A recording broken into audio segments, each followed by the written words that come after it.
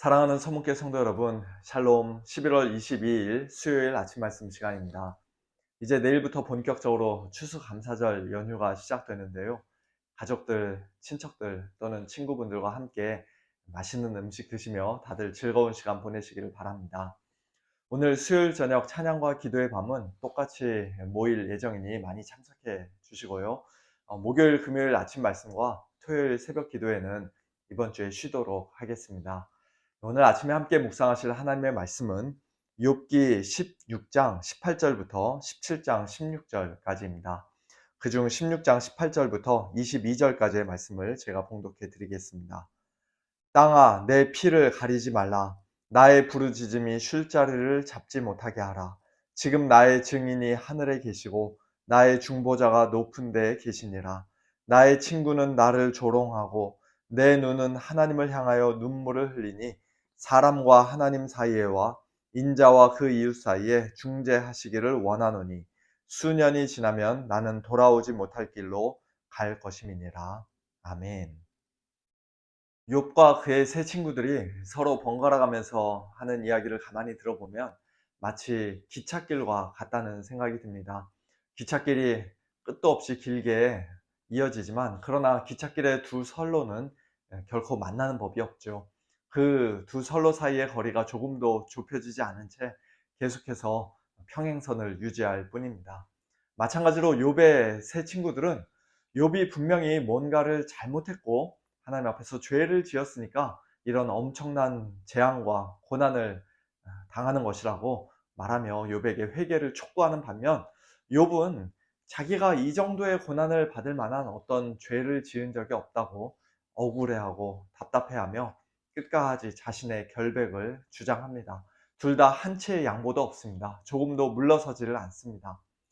욥에게 왜 이런 엄청난 재앙이 닥친 것인지, 또 나중에는 그가 결국 어떻게 될 것인지 전후 사정을 이미 다 알고 있는 오늘 우리와는 달리 그 당시 아무것도 모른 채 그저 철저한 인과응보 사상만으로 똘똘 뭉쳐있던 욥의 세 친구들은 자신들의 말이 100% 옳다고 분명 철석같이 믿었을 것입니다.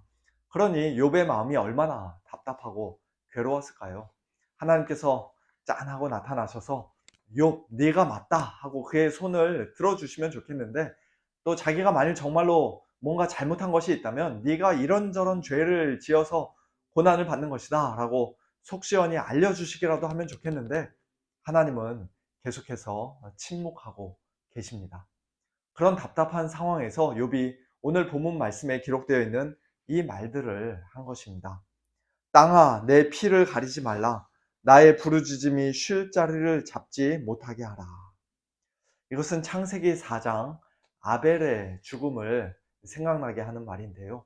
가인의 동생 아벨이 형 가인에 의해 억울하게 죽임을 당했을 때 그 아벨의 핏소리가 땅에서부터 하나님께 호소했던 것처럼 욥도 자신의 억울함이, 물론 그가 비록 아직 죽지는 않았습니다만 어쨌든 그의 억울한 피와 고통스러운 부르짖음이 땅에 의해서 가려지지 않고 하나님께 상달되면 좋겠다고 그렇게 시적으로 표현한 것입니다. 이 땅에서는 그의 친구들이 자기를 하나도 이해해 주지 못하고 온전히 위로해 주지도 못하며 실제로는 자기 편이 아닌 그와 같은 상황에서 욥은 눈을 높이 들어, 믿음의 눈을 높이 들어 하나님을 향했습니다. 눈물을 흘리면서도 하늘에 소망을 두었습니다. 어떤 소망입니까?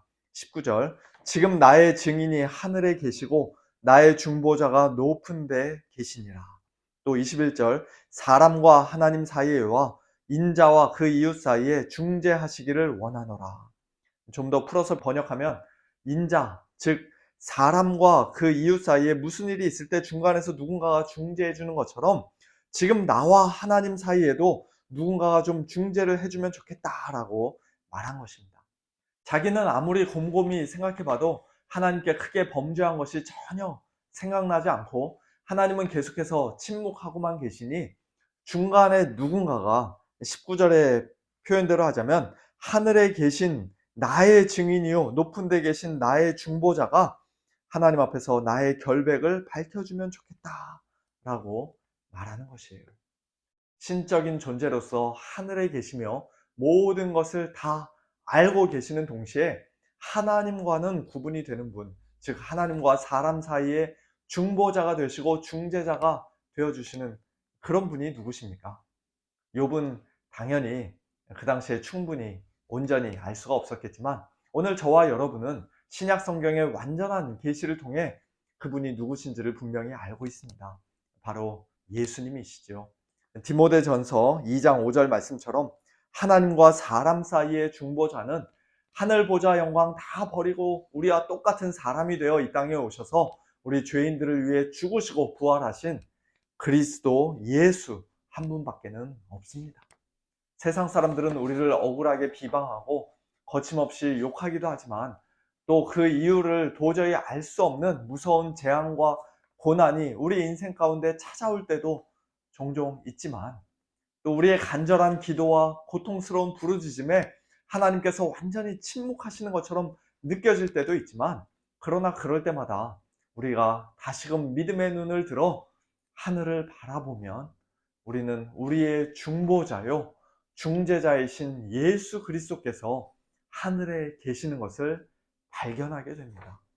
사도행전 7장에는 스데반이 유대인들의 돌에 맞아 순교하는 장면이 기록되어 있는데요. 유대인들은 그들의 마음을 찌르는 스데반의 설교를 듣고 그를 미워하며 그를 향해 돌을 집어던지기까지 했지만 성령 충만한 스데반은 하늘을 우러러 주목하여 하나님의 영광과 및 예수께서 하나님 우편에 서신 것을 보았습니다. 스데반이 틀린 게 아니라 유대인들이 틀린 것이라고 예수님이 하늘에서 친히 그의 증인이 되어주신 것이에요. 하늘에 계신 예수님을 바라본 스데반은 자신의 어떤 죄 때문에 또는 하나님이 그를 사랑하지 않으시기 때문에 그렇게 돌에 맞아 죽는 것이 아니라는 사실을 분명히 믿고 확신할 수 있었기에 주 예수여 내 영혼을 받으시옵소서, 주여 이 죄를 그들에게 돌리지 마옵소서, 그렇게 그들을 용서해 주며 평안한 가운데 주님 품에 안길 수가 있었습니다. 오늘 우리에게도 이와 같은 눈이, 믿음의 눈, 성령 충만한 눈이 있어야 할 줄로 믿습니다.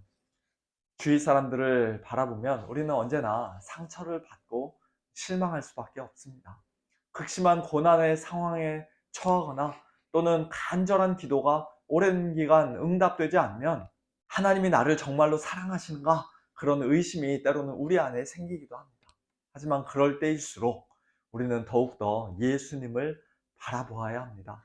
주위 사람들이 비록 까닭없이 우리를 미워하고 악하게 비방한다 할지라도 우리의 하늘 증인이 되시는 예수님께서 내가 다 안다 라고 말씀하시면 그것으로 충분합니다.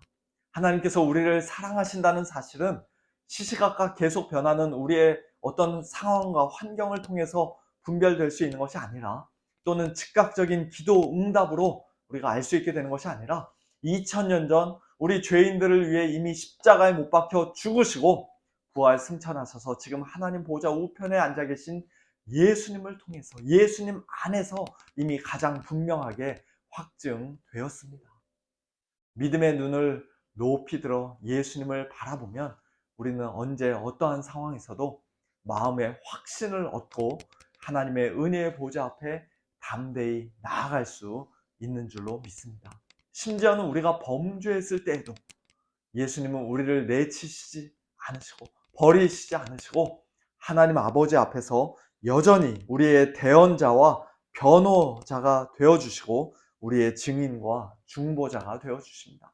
비록 우리 스스로의 의로움으로는 거룩하신 하나님 앞에 감히 설 수 없지만 가장 의로우신 예수 그리스도께서 우리 죄를 위한 화목제물로 단번에 죽어주셨기 때문에 사도 요한 당시의 유대인들뿐만 아니라 온 세상 이방인들 중에서도 하나님의 택하신 자들을 위해 이미 예수님이 죽어주셨기 때문에 예수님의 그 십자가 보혈의 공로를 믿음으로 붙잡고 의지하는 성도들은 또한 지금 이 시간 하늘에서 우리의 대언자가 되시는 예수 그리스도의 그 완전한 의를 힘입어 하나님 앞에 서는 참된 성도들은 이미 의롭다함을 얻은 자들로서 마지막 날 하나님의 심판대 앞에서까지도 담대함을 가지고 서 있을 수 있는 줄로 믿습니다.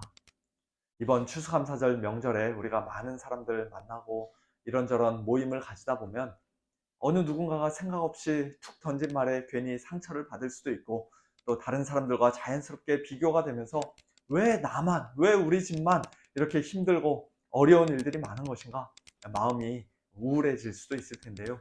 혹 그런 속상한 일이 있다 할지라도 다시금 믿음의 눈을 높이 들어 예수님을 바라봄으로써 우리를 향한 하나님의 변치 않는 사랑을 더욱더 분명히 확신하고, 우리에게 베풀어 주신 놀라운 구원의 은혜에 더욱더 풍성히 감사하며 하나님께 큰 영광 올려드리는 복된 저와 여러분, 우리 모두가 될 수 있기를 예수님의 이름으로 축원합니다. 함께 기도하겠습니다.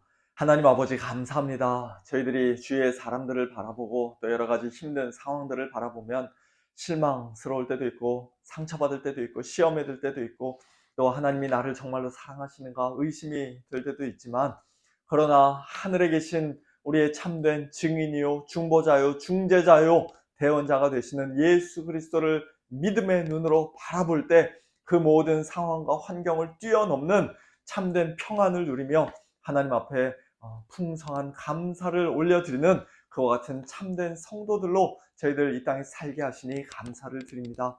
하나님 아버지, 오늘도 이 믿음 가지고 주님 바라보며 믿음으로 승리하는 저희 모두가 되게 하여 주옵시고, 특별히 추수감사절 명절을 맞아서 하나님께 대한 진정한 감사가, 구원의 은혜에 대한 감사가 저희들의 심령 가운데 더욱더 풍성히 넘쳐나도록 은혜를 베풀어 주시옵소서. 추수감사절을 맞아 감사해야 하지만 하나님 아버지, 그러나 이 추수감사절이 더 외롭고 더 쓸쓸하고 더 고통스럽고 힘든 우리의 이웃들이 있습니다. 특별히 전쟁 가운데 있는 우크라이나 땅의 백성들과 또 이스라엘 팔레스타인 사람들을 하나님께서 긍휼히 여겨주시고 불쌍히 여겨주셔서 전쟁이 속히 그치게 하여 주시고, 그 땅에도 하나님께서 주시는 진정한 평화와 감사가 넘치도록 은혜를 베풀어 주시옵소서. 모든 것 하나님께 맡겨드리며 우리 주 예수 그리스도의 이름으로 기도하옵나이다. 아멘. 성도님들, 오늘 저녁 찬양과 기도의 밤 때 뵙도록 하겠습니다. 해피 땡스기빙.